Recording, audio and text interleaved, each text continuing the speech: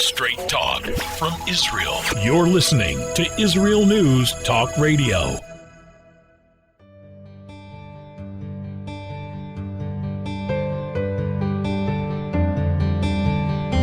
Hello and welcome to Soul Talk. This is Leora Mandel. I'll be joined with Rabbi David Aaron after the break. What is it that makes human beings so unique? Now, I think each one of us are unique at an individual level, but on a whole too, human beings. There's so many creations that God has in the world. There's human beings, but there's also a whole world of animal life and plant life. And if you the more you look around the world, the more you can really be in awe of God as the master creator. But human beings have a unique role within creation. And what is it that makes us so unique?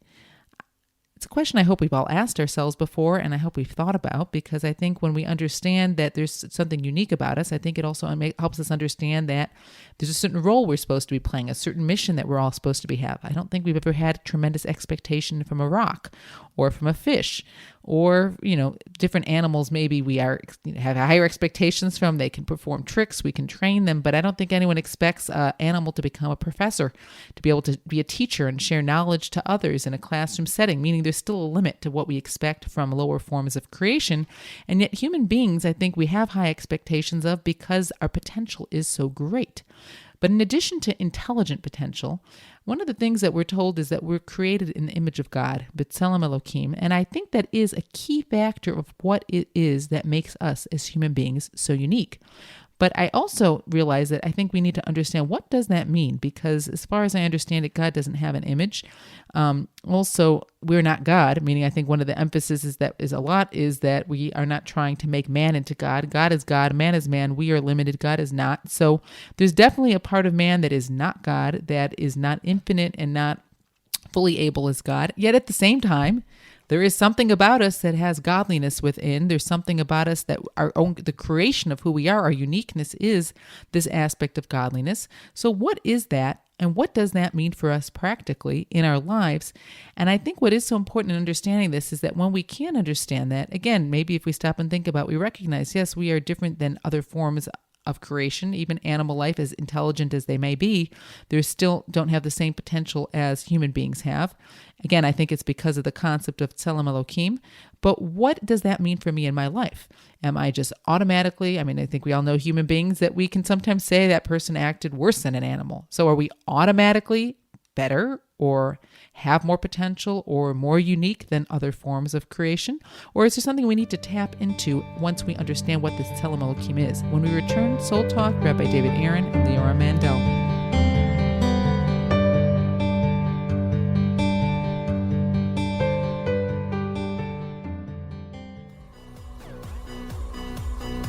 G'day, I'm Jono Vandor. And I'm Ross Nichols. Join us on our program, Israel on My Mind, a show that broadcasts all the weekly goodness that flows like milk and honey from the Holy Land straight into your ears with humorous and happy news stories. New shows are posted every Thursday at 7 p.m. Israel time, highlighting the lighter side and advancing a positive view of Israel here on Israel News Talk Radio.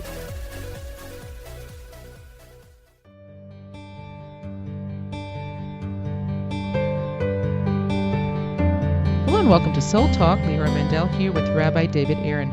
Rabbi Aaron, as far as I have learned and understand it, that we are, as man, made what's called B'Tselem Elohim, which I think is usually translated as in God's image.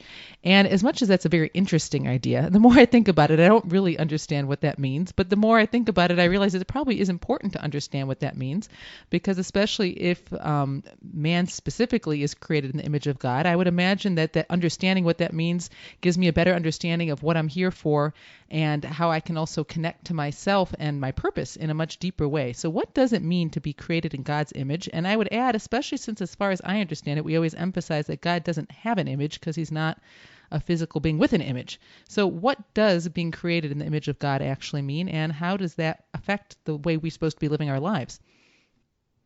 Right. It actually reminds me, I did a talk for a youth group. They didn't know me, and as a public speaker, you try and figure out a way to catch people's attention right away. So maybe there was 30, maybe 50 of them, and I said to them, "Okay, I want everybody to stare at my face." which was the first thing I said to them. And they said, what? I said, yes, just stare at my face. I want you to stare at my face. So I let a minute go by, everyone's staring at my face, and I said, do you know who I look like? And they're trying to figure out, who do I look like? And I said, I look like God. And they said, what? And I said, well, doesn't it say that in the Bible that we're creating the Tzelem Elohim? And they said, yeah, that's funny. I said, okay, so what does it mean that we're creating the image of God? One of the understandings is we're creating the image of freedom, because God is the manifestation of God is the infinite possibilities, absolute freedom, limitlessness. And therefore, one of the understandings is creating the image of God is that we are creating the image of freedom. And that really is one of my, as actually Rav Kook points out, that if you in any way compromise someone's freedom, or worse than that, confiscate someone's freedom, they will fight you tooth and nail, because freedom is their essence, which of course then segues into, well, but Judaism seems to be all about rules and regulations. It seems to be precisely compromising or maybe even confiscating freedom. And the answer to that is actually no, Judaism is giving you freedom, that if you were truly in touch with yourself, this is what you would freely choose to do if you have that clarity of mind of what is the right and the best thing for you to be doing.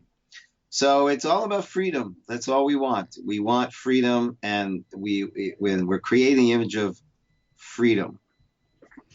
You know, it's interesting because I would say that God is truly free, whereas man is, I think part of what we have to recognize is that we have limitations. We're free to make choices, but nowhere near as free as God. So when you're talking about we have freedom, it's freedom, but still there has to be some limitations within which that freedom is working, unlike God, who's unlimited. Right. Well, so that's the confusion that people have between free will and choice. It says we have free will, but it doesn't say we have unlimited will. As we have freedom within a certain context. Like I don't have the freedom to become a frog. Not that I would want to, but, it's just that's not one of the options. So freedom doesn't mean that you have unlimited options. It means that within certain limited options that you've been given, you have a freedom to choose. You have a freedom to choose. And we've talked about this before, this freedom from and this freedom to. When the Jewish people got out of Egypt, that was freedom from oppression.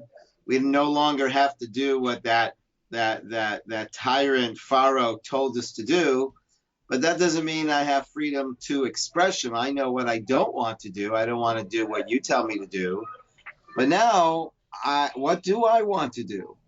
And that's a whole other level of freedom that a person could be enslaved to ignorance. I don't know what I want.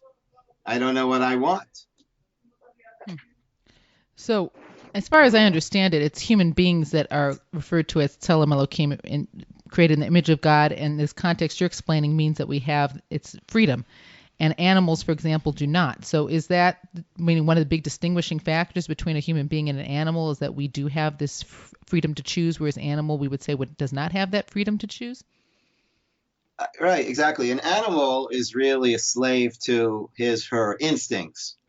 They go according to what they feel.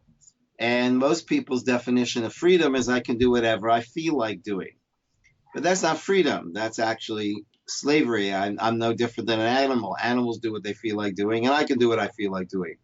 Freedom is I can do what I don't feel like doing.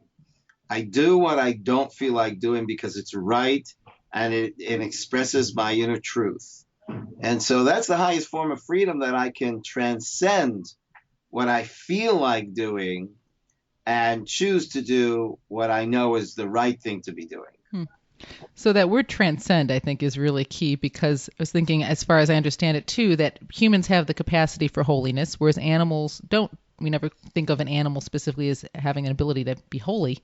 And is that then maybe what is the distinguishing factor? What creates holiness is this transcendence in an area where, as you're saying, I can do something, I feel like doing something, when I choose not to do what I feel like doing if it's the wrong thing to do, that's transcendence. That's also, I would think, holiness, which is, I would imagine, a reflection of God, who is purely holy. Yes, holy is spelled WHOLLY. I want to be a whole person created in the image of freedom, is a person that is able to exercise freedom. And so when I transcend my feelings and I choose to do what is right to do, I have become a whole person because I have demonstrated and actualized the power of freedom. And so, an animal, if they're thirsty and you put in front of them a glass of water, they will for sure drink that water. But a human being that is thirsty and you put in front of them a glass of water, they might not drink because perhaps today is Yom Kippur, a day that we don't drink. So even though I very much feel like drinking, I choose not to drink. And that is an incredible act of holiness.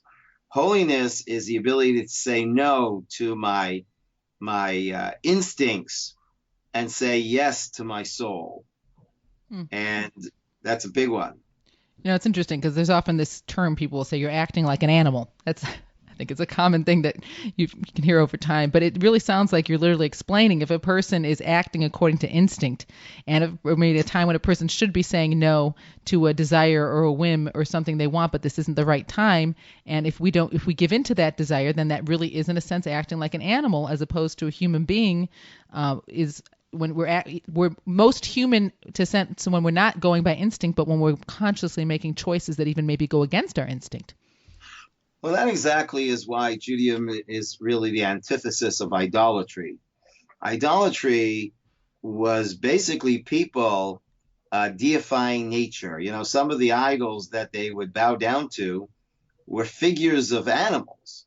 And why would they worship animals? What they worshipped about animals is what they perceived is the animal's freedom and spontaneity, that their ability to live a guiltless life and just go with the flow of their natural instincts.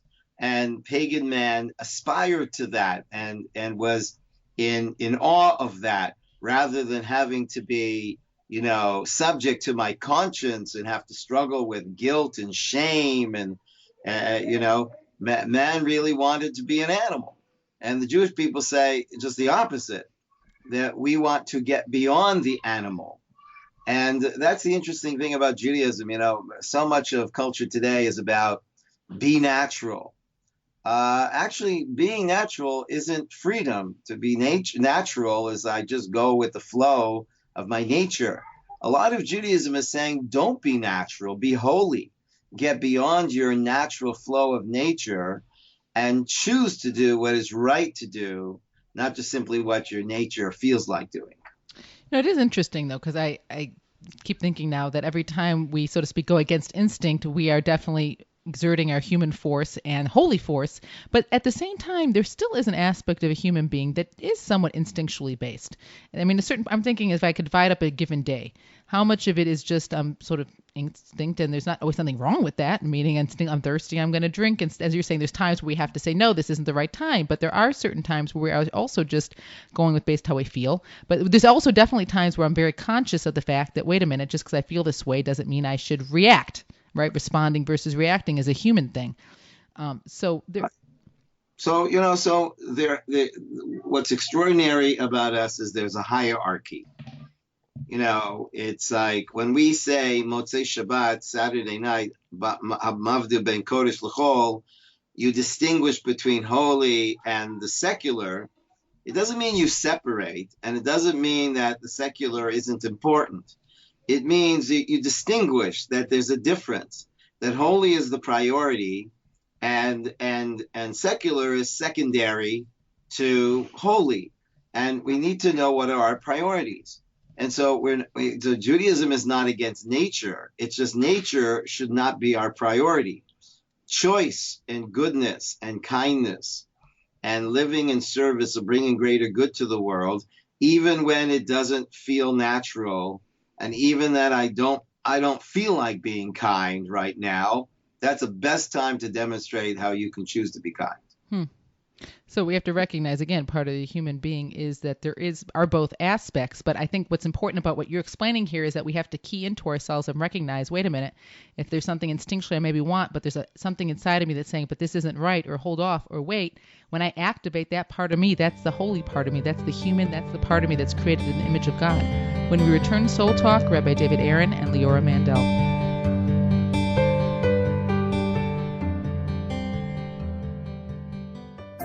Hi everyone, this is Andrea Siminto from Jerusalem, inviting you to drop everything and join me on my show, Pull Up a Chair. We'll visit this week's quirky stories, meet fabulous guests, and discover my Israel. Together we'll laugh, shout, and explain the topics that make us say, hey, we've got to talk about that.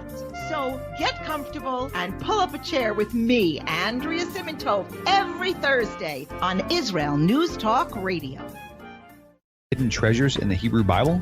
Then join me, Rav Yitzhak Michelson, And me, William Hall, on the Science of Kabbalah, where we are seeking to narrow the gap between what we understand of our physical and spiritual worlds.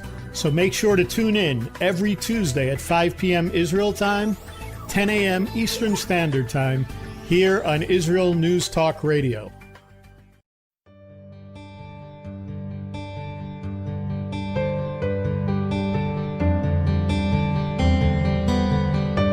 Hello, and welcome back to Soul Talk. Leora Mandel with Rabbi David Aaron, trying to understand what does it mean that we're made B'Tselem Elokim, in the image of God. And Rabbi, you were explaining that really means we're in the image of freedom, having ability to have free choice, which really gives so much of a direction about what we're here for as human beings, right? That we have to key into when we have these opportunities for free choice. And in a sense, that's also we're activating the godly part of ourselves.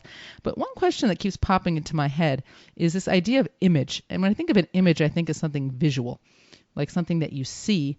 And maybe I'm just misunderstanding it, but God doesn't have an image. So why wouldn't it say we're created in God's traits or within the image of freedom? Or maybe not the word image. What is the whole concept of this Tselem Elokim? Because we aren't God, even though we have certain godly traits and godly characteristics, is I think what it's trying to say. Right. Well, everybody knows that one of the, radical shifts that Judaism made in the world was an imageless God. Until then, first of all, in those days, everybody believed in gods, and the big surprise was the Jews were saying, well, there's actually just one. But not only that, they had images of gods, and we're saying no, God is imageless, and therefore anybody who has a background in the basics of our faith will understand that image was meant to be not literal but figurative. That there's something about you that mirrors godliness. Another idea I once heard is that when it says that God created man in His image, that the image is kind of like a blueprint, something that we are supposed to aspire to. A person can't say, well, I'm in the image of God. Yeah, you have the potential for the image of God, but that's based on the choices that you make. So you have the power of free choice, and if you use that power of free choice, then you will live up to that possibility of living according to the blueprint of God's image. But that the image is not something, it says, Nase Adam B'Tselmenu, let us make man in our image. And one of the understanding is, who's God talking to? Let us. So one of the understanding is God's talking to us, saying, hey, I want you to help me with this one. I've created this world, but there's something in this world that I want you to be part of creating, and that's you. And that's part of how you become godly, in that you become a partner in creation of yourself. It's interesting because I keep thinking also the first segment used the word transcendence, and the times that we transcend ourself is when we're revealing this godly image. Like there's a part of me that wants instinctually to do something, let's say something, but it's going to be hurtful. And I stop myself and I say, that's not the right thing to say. I shouldn't be doing this. And the fact that I'm able to stop myself and choose not to say it, that's the godliness within me. That's me mirroring God. but it's a transcendence. And it's interesting that it's almost like there's a part of me that I have to transcend in order to tap into the part of me that can be godly. And if I don't transcend it, then I'm not connecting to that godliness within me. Yeah. I mean, the transcendence is a really excellent word, because it's really about getting beyond yourself and not living a limited life. And, sometimes people are addicted to freedom, and they don't understand that sometimes freedom is, again, you're addicted to doing what you feel like doing. I could just do whatever. And that could be an addiction. What I should be doing is not just doing whatever I feel like doing, but whatever I know is right to be doing, even when I really don't feel like doing it. And, that's one of the things that's really quite amazing about Judaism, is Judaism, it wants you to get beyond yourself, get beyond your natural self, get beyond just your purely instinctive self. And very often people, when they're exploring Torah, they want to understand what all these commandments mean. Like, what's the point of that commandment? Why should I keep that commandment? And what they don't understand is, in a certain way, they're undermining the whole point. If the only commandments I'm willing to do are the ones that make sense to me, then I'm not transcending myself. I'm stuck still within me. To get beyond myself, I have to be willing to accept a power or a wisdom that's greater than mine. And so if I say, well, I want God's wisdom to make sense to me, well, then I've made my wisdom the frame of reference, and I'm trying to, to diminish the wisdom of God, that the wisdom of God should fit into my wisdom. And so there's kind of a flaw there that, not that we shouldn't always try and appreciate the reasons behind mitzvot, but appreciate the reasons behind mitzvot is not to give me a reason to do it. The reason I should do it is because it's the will of God. It's the opportunity to get beyond myself and connect to a wisdom that's greater than human wisdom. And if I want Hashem's wisdom to make sense to human wisdom, then in many ways I'm defeating the purpose.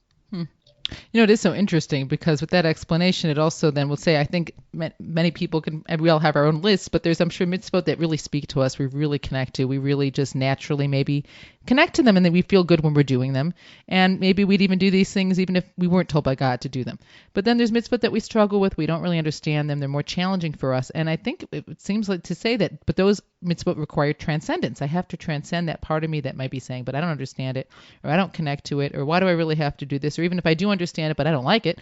And if anything, when we can transcend that, then we're actually, even as you're saying again, being even more in the image of God, because of the fact that I had to almost go against a part of me that maybe resisted this. And it's much more of a conscious choice to do what I understand is right. Exactly. And it's really quite kind of a haughty that I should think that the wisdom of God should fit into the neat packaging of the limited wisdom of man. So if I want to get beyond myself, then I have to understand that some of this, and maybe a lot of this, is not going to make sense to me. And I should be happy about that, because if it all made sense to me, then how godly could this be?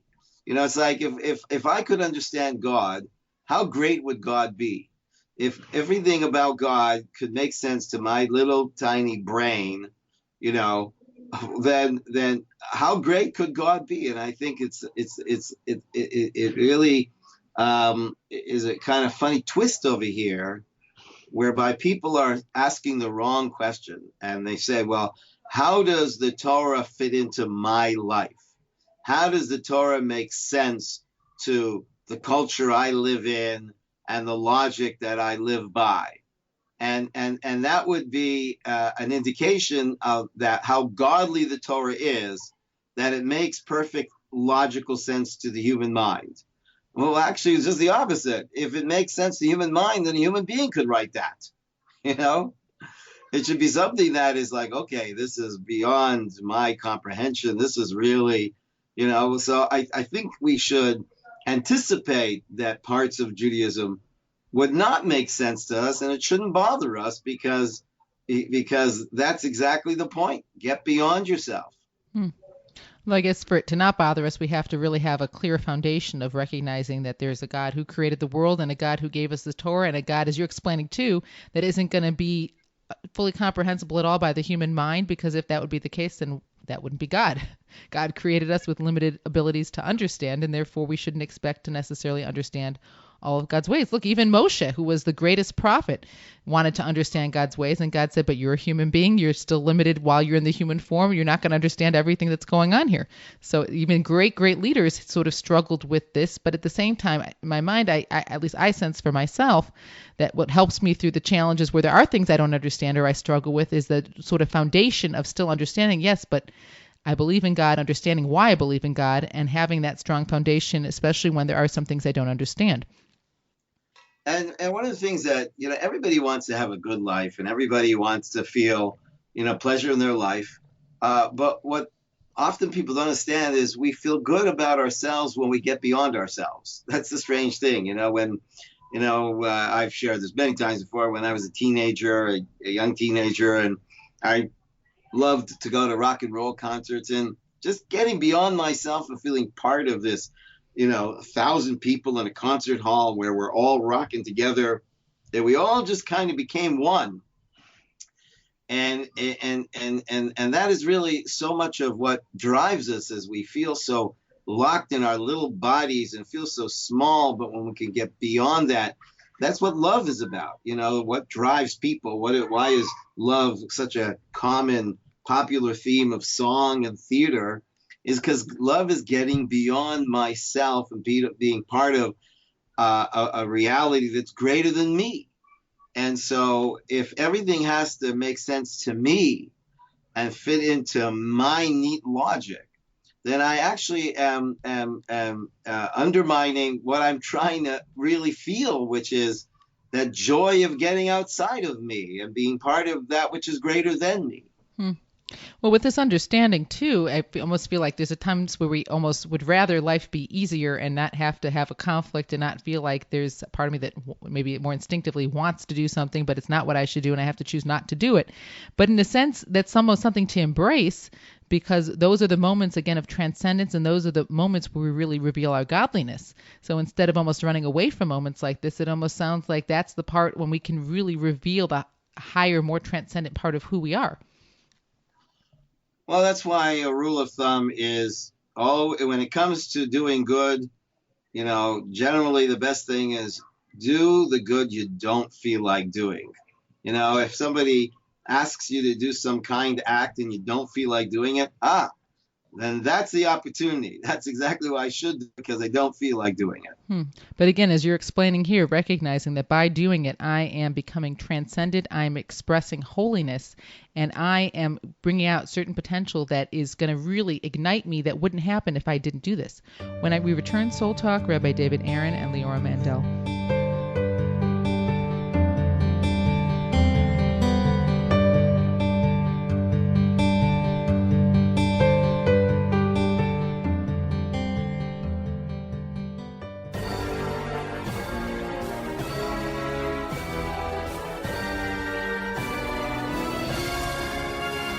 Leap of Faith with Penina Taylor. We live in the age of information, but not inspiration. If you're like me, you're looking to be inspired to reach higher, to connect more, and to grow. Well, if you want to get warm, you need to stand close to the fire. And if you want to catch fire, you need to stand close enough to get hit by the sparks. Join me, Penina Taylor, as we walk with people who have embarked on a spiritual journey towards Torah. We'll uncover what started them on their journey and what truths they discovered along the way. So prepare to be inspired as we take a leap of faith every Sunday at 5 p.m. on Israel News Talk Radio.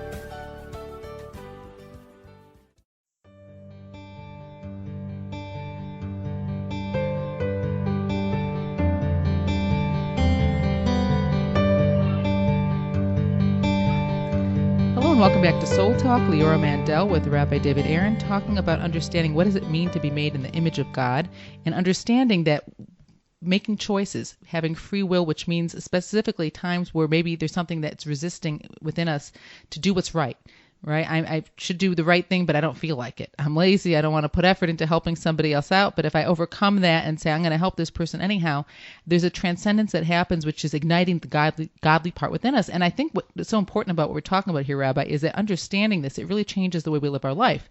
Because if it's about this potential that we want to tap into this godly side, we want to tap into this transcendence, then recognizing that it's the opportunities that sometimes I might run away from, but instead embracing them is what is going to help me transcend higher and higher.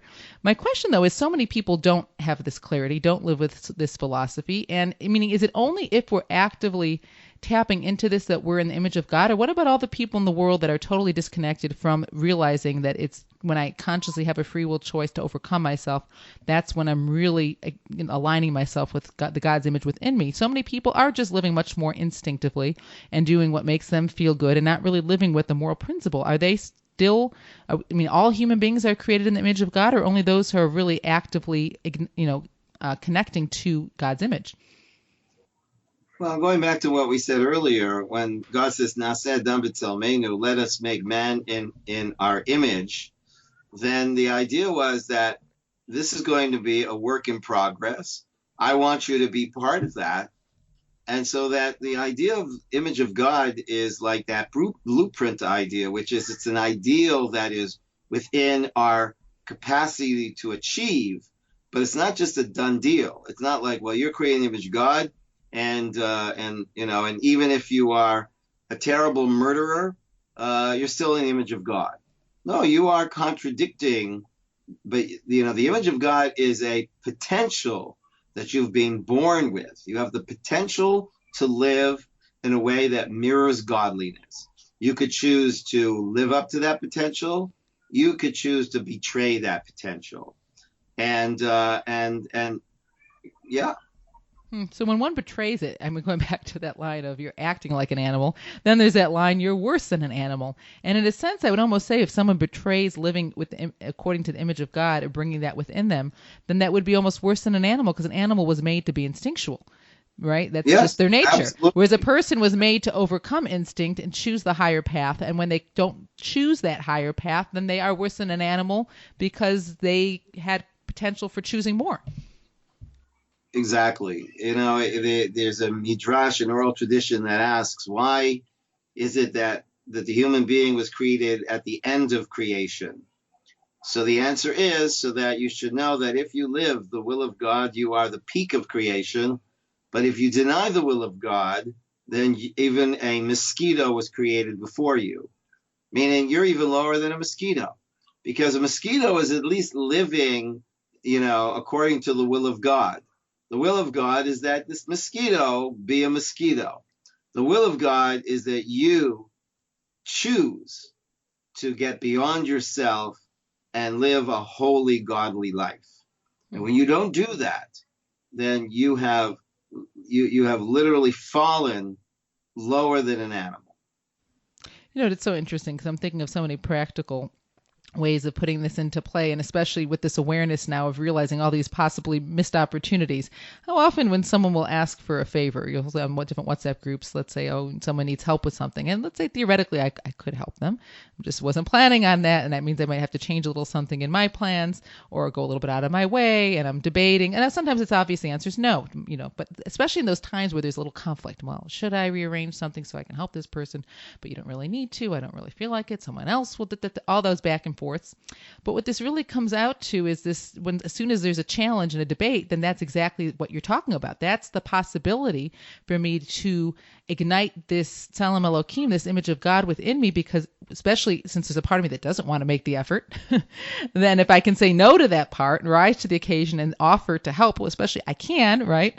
Then I am transcending, and this is an amazing opportunity to reveal more of that godliness within me. And if I choose to not do that, say, you know what, someone else will offer, or it's, it doesn't have to be me, or whatever I end up explaining to myself, then it's a lost opportunity. It's not necessarily the wrong thing. There are times where we are making the wrong choice, but I've lost an opportunity to really reveal that godliness within. Yeah, I've lost that opportunity to be my greater self. When I was a kid growing up with, Beatles songs, so one of the Beatles songs is love, love, love. All you need is love. It's easy. It's not easy. The most loving moments is the moments where love doesn't come easy, but you show love anyways. You don't feel like showing love right now, but hey, this is your kid, this is your spouse, this is your friend, this is your mother, your father, whatever. So the greatest moments of love is very often manifest in, like showing love when it's not easy to show love, when I really don't feel like showing you love because you angered me. And if anything, I'd say that's true love, because what you're sharing here is that when naturally I feel loving towards a person and I do nice things for them, and that doing nice things is this outgrowth of this very natural feeling of love, that's one level of love. But a much higher level of love and real love is, as you're saying again, I don't feel like it because I don't feel like it, I'm not in the mood, or that I'm aggravated, and nonetheless I'm still going to act in a loving way. It's so true. And I think those are the times that you really cement a good relationship, whether it be to a child or to a spouse or to anybody in life. It's specifically more when it's a challenge, and yet I'm still going to choose love than when it, so to speak, comes easy to me. Well, that's unconditional love. Unconditional love means the conditions are challenging my love. Otherwise, when would I demonstrate unconditional love if all the conditions are in favor of my love? So then ultimately, to an extent, I mean, look, we definitely need God's unconditional love, because how often are we probably acting in ways that are disappointing to aggravating to God, so to speak, with I put you here for a purpose, for a mission. Here's choices where you're supposed to be revealing your godliness, and you're just not making the higher choice here. And yet God has unconditional love, that we are still here to still have opportunities to try to make choices. So in a sense, too, when we can show unconditional love, specifically when there are conditions to challenge love, that is also, I'd imagine, us really emulating God.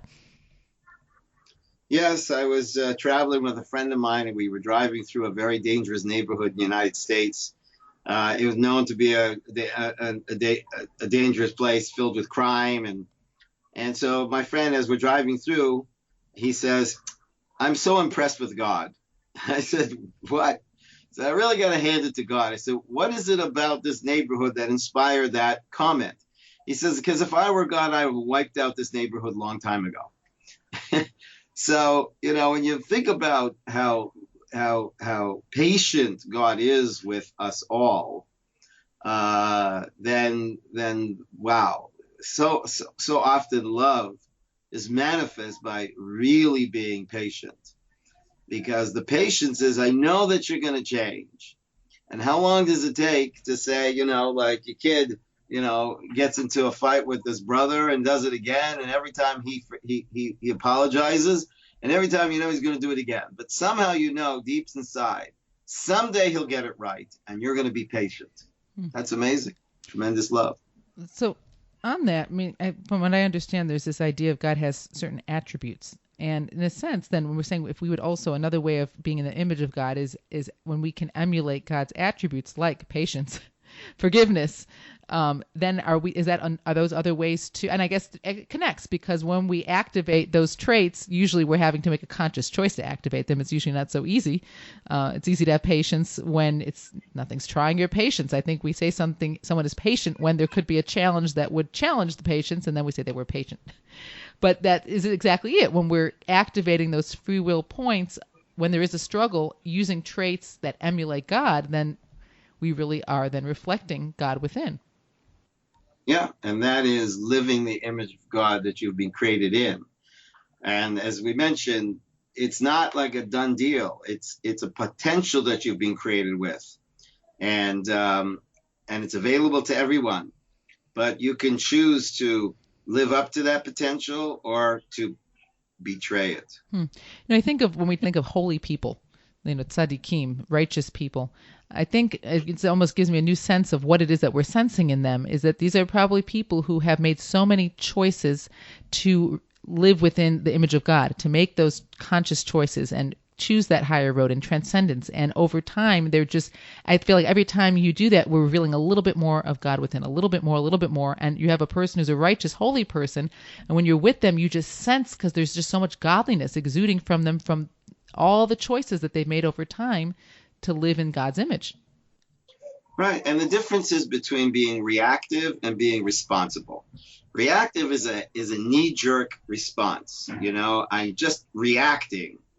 And responsible means I take a moment, and there's that moment of freedom between between event and response. That's what Viktor Frankl says. That's the moment of humanness, where I don't just simply react in a knee-jerk way, but rather there's this pause where I choose my response rather than just naturally, impulsively react. That's the difference between holy people and people who are still living on an animal level, which is just from a place of gut reaction rather than soul response. And in a sense, that gives me a new understanding of what so many mitzvot really are there to help us with. I'm not saying this is the only reason, but it does give us that pause. Like one of the most commonalities we have between animals and humans is we all need to eat. And yet, before we eat, we say a bracha. The blessing, I think, is supposed to remind us to have more consciousness when we're eating and to eat. And it also gives an opportunity that what could be such a physical act is to really give it elevation. So, I mean, what this is all making me aware of, Rabbi, so much is there's so many potential options throughout our day. Our days are full with opportunity to really transcend ourselves and to really become the most we can, which is to reveal the image of God within. I want to thank you all for joining us. Soul Talk, Rabbi David Aaron and Leora Mandel.